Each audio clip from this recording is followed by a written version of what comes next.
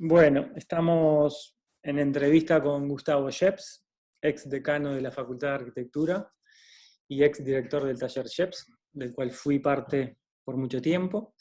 Y esta es una excusa para conversar acerca del patrimonio, en este caso en la obra de Gustavo sobre la Facultad de Ingeniería en la sala de máquinas.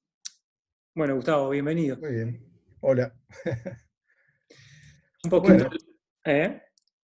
no, decime. Un poquito la idea de esto era hacerte dos preguntas para que de alguna manera nos, Ujú. nos contestes. La primera era esta: ¿cuáles fueron tus estrategias a nivel de proyecto para codificar y operar sobre la herencia patrimonial con la que tenías que trabajar? Bueno, trabajar en un contexto así de un edificio de tan alto valor patrimonial es una oportunidad increíble, ¿no? En realidad, pone en evidencia cosas que siempre ocurren, ¿no? Uno cuando proyecta está colocando lo que está haciendo en contextos preexistentes y de algún modo lo que uno hace repercute en esos diferentes contextos.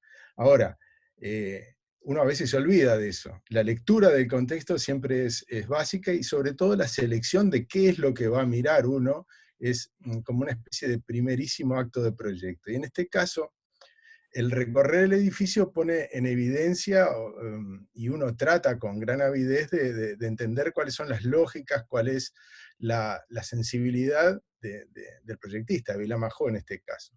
Esa lectura es una interpretación, ¿no? Es algo que uno hace, no es algo que esté por ahí, es una construcción subjetiva y es un acto de proyecto. Tiene todas las características de entender un proyecto de arquitectura y de estar haciendo un proyecto de arquitectura. En este caso, eh, al trabajar, al empezar a proyectar, no es que había hecho un entendimiento de todas aquellas lógicas, pero de alguna manera la impresión que tenés es que podés reformularla fragmentariamente en cada parte, es decir, podés entender las lógicas que están atrás del proyecto y podés aplicarlas, aunque no tengas la capacidad o el interés siquiera de generar una descripción completa de ese edificio desde el punto de vista analítico.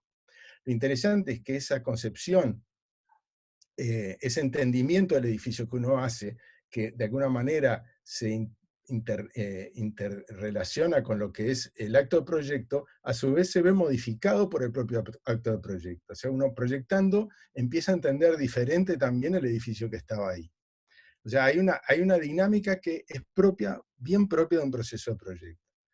En este edificio, eh, una cosa que rápidamente me impactó y que empecé a entender como una cualidad proyectual de Vilamajó es el manejo del espacio.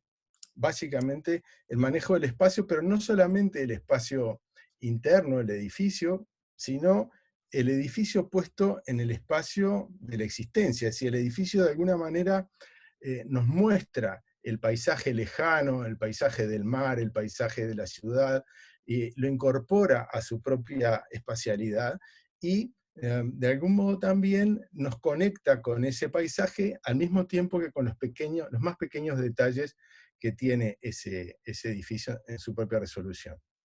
De algún modo, entonces, esta idea de espacio fue como marcó mucho. Y en el proyecto de máquinas es un proyecto que nace precisamente de una concepción espacial. Había un espacio vacío muy grande que tiene 15 metros de ancho, 15 de alto y 45 de largo, que había que hacer unos entrepisos. Y el espacio ese en realidad era fantástico en sí mismo, porque uno entraba por arriba, un poco, esta imagen que hay ahí más o menos da una idea, uno entraba por arriba, tenía la luz, había un contraluz, una atmósfera muy curiosa, pero además era el remate de todo el sistema de circulaciones del edificio de ingeniería, que es también muy complejo, está lleno de cambios en el espacio interior, pasan a alturas múltiples, espacios muy apretaditos. Entonces, eso tenía un rol en el conjunto de la espacialidad del edificio, pero también era un sitio espectacular en sí mismo. Y la idea era no eliminarlo. Había un antecedente, un proyecto que hacía entrepisos enteros, que lo cortaba el espacio en tres partes, O sea, se perdía esa continuidad del hueco.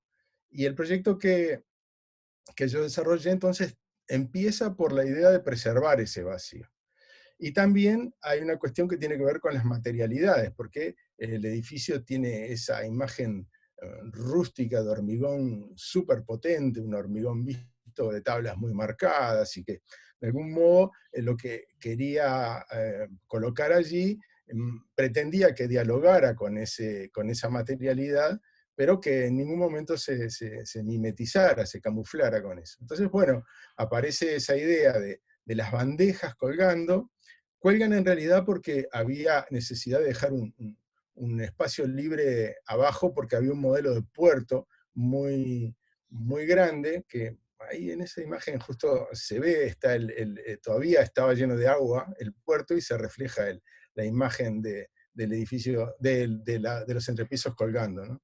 Pero bueno, entonces la idea era que todo colgara, todo era metálico, con sus texturas satinadas, y bueno, y dialogaba con un módulo estructural que respeta el de la caja de la sala de máquinas, que entonces hace como que haya una especie de diálogo entre las dos partes, hay como una especie de contrapunto, podemos decir. Toman temas iguales, pero de algún modo se despegan para un lado y para el otro. Y así, bueno, esa fue la idea desde el punto de vista material, o sea, un espacio que intentó ser preservado en sus cualidades de luz y de dimensiones y de presencia de la caja esa súper potente que lo envuelve, y que al mismo tiempo incorporara lo que, bueno, la necesidad funcional de la facultad estaba imponiendo. Dentro de la intervención hay también otros detalles, como por ejemplo los cambios de escala en muy poco espacio que se producen en el edificio de ingeniería, el rol de los tensores esos que dividen el espacio en estar arriba o abajo.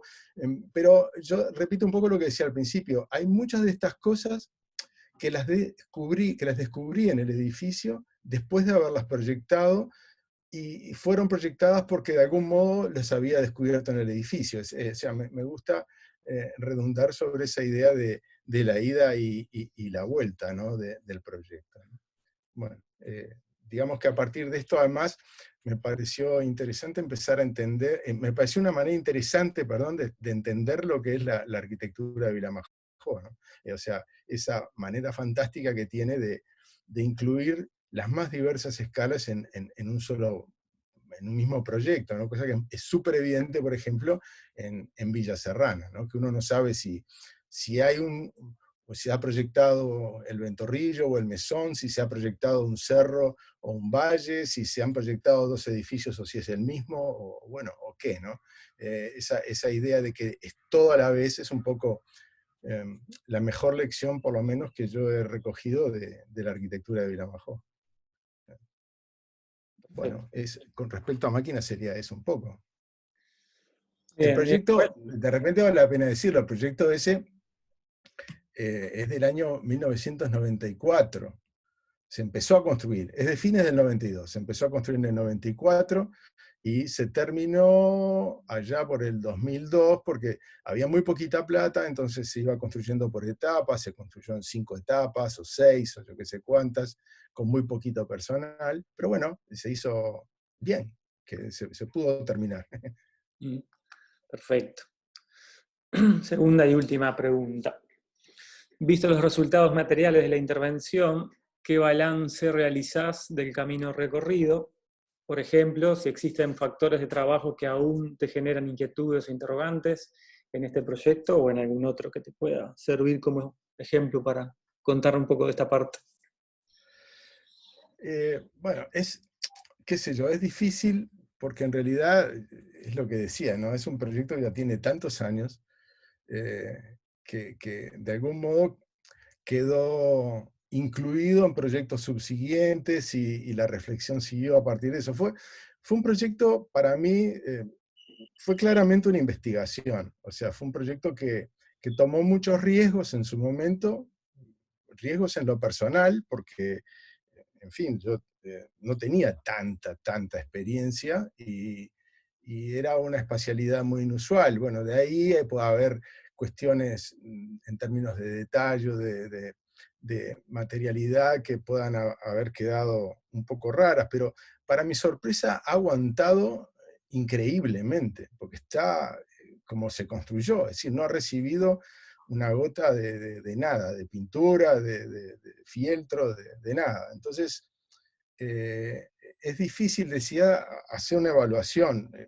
Es un proyecto que aportó en términos de exploración, de investigación, de las lógicas de una intervención, pero me cuesta porque además, en general, es un problema personal, pero yo quedo bastante desconforme con el tiempo, con casi todas las cosas que voy haciendo, y eso hace que a veces, bueno, está bueno porque te presiona a seguir, pero por otro lado, a veces no tiene demasiado sentido.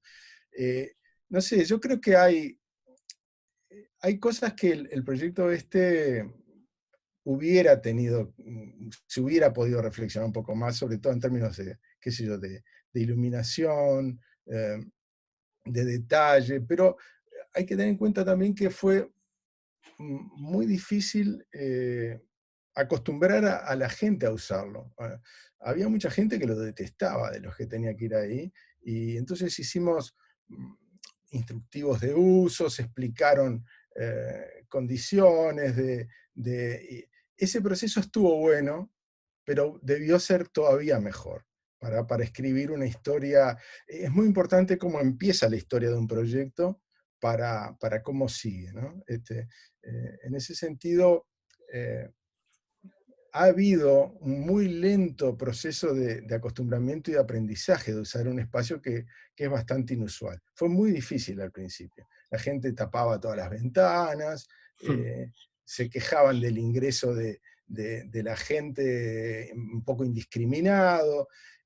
Lo que pasa es que planteaba una manera de usar el espacio muy distinto, donde los espacios colectivos eran importantes y donde en definitiva los sistemas clásicos de bloquearle la entrada a la gente no funcionaban. Entonces, quiero decir, al principio hubo toda una enorme duda, que yo también la tenía, y que el tiempo se fue encargando de limar, ¿no? En estos 20 y pico de años, casi 30 años del comienzo del proyecto, ha habido el proyecto ha tomado su propia vida, los usuarios han cambiado casi todos, y de alguna manera entonces hay una cultura en el uso del espacio que tal vez me hubiera gustado poder acelerar al principio, pero que bueno, tardó más, pero la gente lo está haciendo por sí misma, ¿no? Como siempre pasa, como casi siempre pasa con la arquitectura, ¿no? Bueno. No sé, hay cosas en el edificio, en su conjunto, que me parece que sería importante darle más bolilla ahora. Por ejemplo, me parece que ya es hora de mejorar las calidades de algunos espacios principales del edificio. Eso ha quedado pendiente. Ha quedado pendiente y en este proyecto en particular también, y fue una lástima porque se habían estudiado soluciones, lo que es la climatización, ¿no? La invasión de pequeños acondicionadores que distorsionan. O sea, hay cuestiones que hay que empezar ahora a volver sobre el edificio original, me parece a mí, y tratar de sacarle algunas cargas y de devolverle ciertas dignidades, el hall de entrada, que demoliera una escalera que creo que le haría mucho bien, las calidades de las terminaciones del hall principal, etcétera, etcétera. Pero bueno, tal vez haya tiempo y recursos como para enfocarlo ahora. Hasta ahora hubo que postergarlo siempre, ¿no? Bueno, Gustavo, un poco este era el plan de la pequeña conversación, darte las gracias. Bueno. Y que estamos disfrutando este edificio de Última nuevamente. Bueno, fantástico. Muchas gracias por la invitación y espero que la próxima sea en vivo. Podemos hacerlo en vivo.